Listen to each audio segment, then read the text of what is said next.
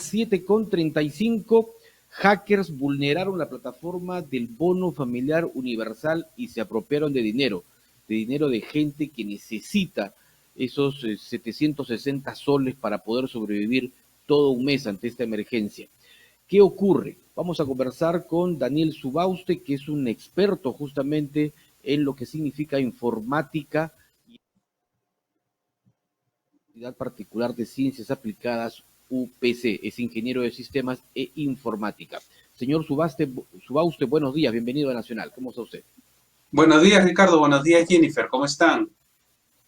¿Qué tan vulnerables son los, digamos, servicios que brindan no solo el Estado, sino también las empresas cuando se trata de ayudas como la que se está otorgando a través del bono universal? Bueno, aquí tenemos dos puntos importantes. El primero es el proceso que se sigue y otro punto importante es la infraestructura, los servidores y las webs que se usan. En el caso de las entidades del Estado suelen ser seguros y las fallas suelen estar en el proceso. En este caso, lo que nos tenemos que preguntar es cómo estos delincuentes han obtenido toda esa información de las personas, porque la información del DNI no debería ser tan sencilla de conseguir. Y la otra pregunta que hay que hacernos es por qué no está digitalizada toda esa información y se tiene que ingresar de manera manual a un formulario, porque ahí es donde está la vulnerabilidad. Es decir, obtener esta información y hacer este tipo de estafas no es solamente atacar un servidor o hackear un servidor, también pasa por utilizar la información de manera incorrecta y haberla obtenido de manera también incorrecta. Ahí la policía lo que tiene que averiguar, además de a los culpables, en lo cual hace una excelente labor, es ver cómo es que han hecho estos delincuentes para lograr esta estafa, para poder cerrar esos canales y no incentivar a que otros delincuentes también intenten hacer lo mismo. Es decir, señor Subauste, ¿cómo está? Buenos días. ¿No Buenos días. debió de utilizarse este formulario en el cual cada uno de los beneficiarios tenían que colocar su información, sino bajar lo que de RENIEC, de esta ficha? Porque recordemos que hay muchas personas que recién están inscritas o se están inscribiendo porque no pertenecían a este padrón, ¿no?, de personas en situación de vulnerabilidad. Sí, ahí hay muchas técnicas que uno tiene que ver para el procedimiento. Por ejemplo, por decir alguna, nosotros cuando compramos un celular, se supone que para el chip toman nuestros datos, tenemos que comprarlo con DNI. Entonces, ¿por qué habría que registrar en una página de manera manual nuevamente mis datos con el DNI y un teléfono que podría no ser el mío? Ahí, por ejemplo, yo veo una vulnerabilidad. Por supuesto que esto se tiene que estudiar mucho más profundamente, pero la primera pregunta que nos tenemos que hacer es ¿por qué es tan sencillo? Porque estamos hablando, según los que descubrieron esta estafa, de 500 personas involucradas, 500 delincuentes robándose el dinero. Estas son muchísimas personas y no todos son expertos hackers.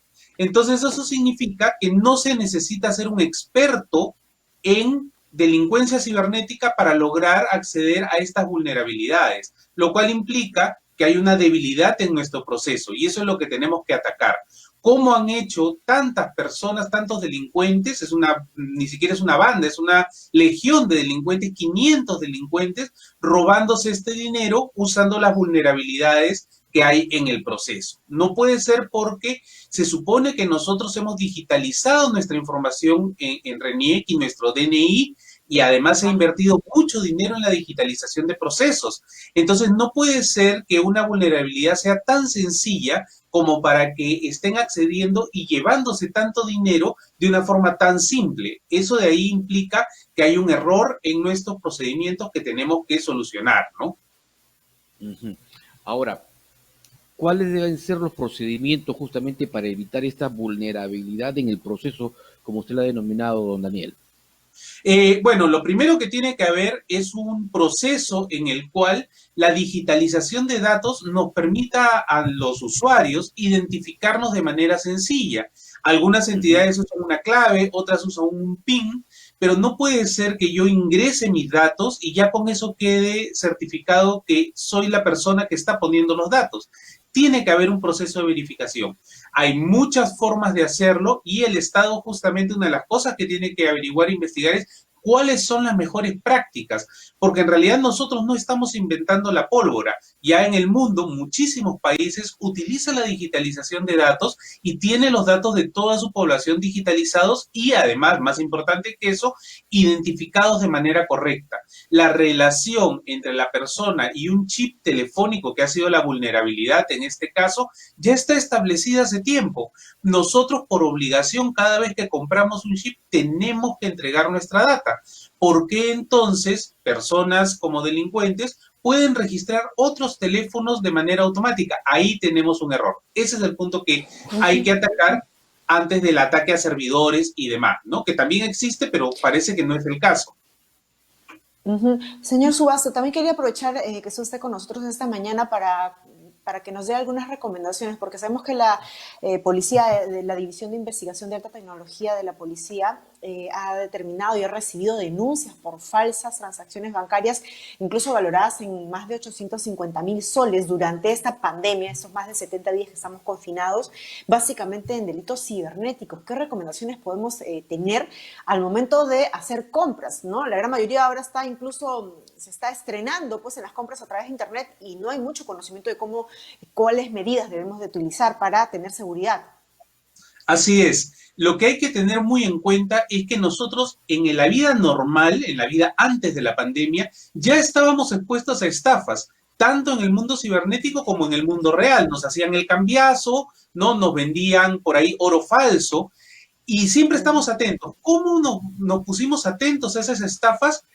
Investigando, averiguando y conociendo cómo eran esas formas de estafa. Ya sabíamos que si alguien nos ofrecía en la calle un producto, cuando nosotros recién salíamos del banco teníamos que estar alertas, ¿no? Precavidos. En el mundo cibernético pasa exactamente lo mismo. Siempre habrán delincuentes y siempre habrán problemas. El mundo digital es bastante seguro, pero tenemos que estar igual atentos a este tipo de delincuentes. ¿Cuáles son las recomendaciones? En este caso, en la pandemia, estamos viviendo una etapa justamente, como bien mencionas, donde muchos de nosotros estamos comenzando a comprar cuestiones online, estamos comenzando a comprar nuestros productos de manera online. Tenemos que tener algunas acciones extras de seguridad. La primera de ellas es tener mucho cuidado con nuestra clave Wi-Fi.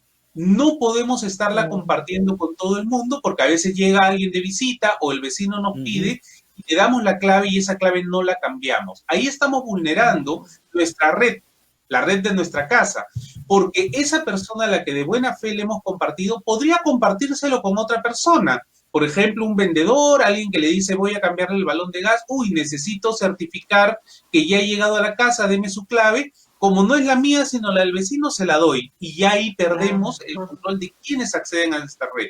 ¿Qué puede pasar con eso? Que hay muchas herramientas que alguien que tiene acceso a nuestra red puede usar para comenzar a espiar nuestras transacciones. Números de tarjeta de crédito, claves secretas de tarjeta de crédito, y ahí comienza el peligro. Entonces, cada vez que prestemos nuestra clave de Wi-Fi, tenemos que luego cambiarla.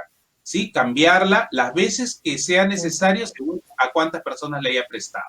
Eso es lo primero y lo más importante. Lo segundo, todas las entidades a las cuales les hacemos compras nos van a mandar vínculos para confirmar nuestra identidad, para confirmar nuestra tarjeta de crédito.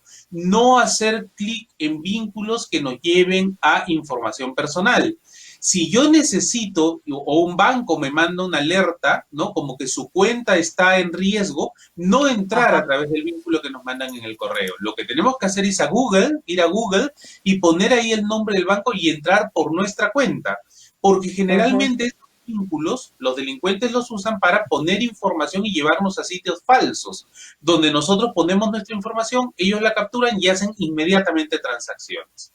Eso es lo segundo. Y lo tercero es no sentirse mal si en algún momento caemos en una de estas estafas. Porque a veces la gente se avergüenza, no dice, fui tonto. No, todos estamos propensos a ser estafados, desde el que es neófito, el nuevo de este mundo, hasta el más experto. Todos tenemos que estar alerta. Esas son las 3 principales recomendaciones y, por supuesto, tener mucho cuidado dónde ponemos nuestra información. Nuestra información es delicada y sagrada. Entonces, nuestros números de tarjeta de crédito, de DNI, deben estar seguros. Hay que ponerlos solo en sitios que nos den esa seguridad, ¿sí? Con esas recomendaciones podemos comenzar a confiar en el mundo digital, donde ahora estamos obligados a vivir por esta nueva pandemia. Y esta nueva pandemia ha hecho que nos volvamos también informáticos, pero porque ahora todo es redes sociales, ahora todo es internet. ¿Y por qué? Sí, y bueno, y el problema sigue siendo, don Daniel, de que las operadoras no nos dan un servicio eficiente. ¿Qué recomendación le podemos dar a la gente para, a ver, contar o tener un buen uso de las redes sociales, del internet concretamente, y para evitar justamente contingencias como la que estamos viviendo? Y aquí responde también de que los servicios lamentablemente no sean los mejores en nuestro país en cuanto a internet. Bueno, lo que ocurre en el Perú, y esto no es una sorpresa, es que nosotros tenemos una deuda tecnológica en general. Hay muchas regiones en el Perú y en Lima mismo donde la llegada a Internet es muy complicada porque no tenemos instalada la infraestructura de manera total, sino la hemos ido instalando por ciertos sectores que eran los que más consumían. Lo que ha ocurrido es un cambio de uso. Antes las oficinas eran las que usaban, los niños y adolescentes estaban en el colegio o en la universidad haciendo diferentes labores, entonces no había un uso masivo de la red. De pronto esto cambia y todas las personas requieren de la red al mismo tiempo. La recomendación que yo le doy a las personas es organizarse. Uno tiene que organizar el uso de la red de su casa. ¿A qué hora tengo que estudiar? ¿A qué hora tengo que trabajar? ¿Y a qué hora me voy a divertir? De tal manera que la red tenga suficiente ancho de banda para poder realizar las acciones. Lo bueno es que este es un aprendizaje. Cada día que usamos las redes en nuestra casa, vamos aprendiendo. Si hago videoconferencia y a la vez estoy viendo Netflix, no funcionan bien ninguna de las dos. Tal vez Netflix puedo verlo más tarde, ¿no? Y así voy a ir ordenando mi horario para organizarnos. Es lo mismo que hacíamos en la vida que no era digital, porque teníamos una hora para ir al colegio, una hora para estudiar, una hora para trabajar, y ahora tenemos que hacer algo parecido. Don Daniel, algo chiquito porque nos vamos ya. ¿Qué es lo que jala más internet? ¿El Netflix? Todo lo que tenga que ver con video consume mucho. Lo que más consume es cuando yo tengo que emitir el video.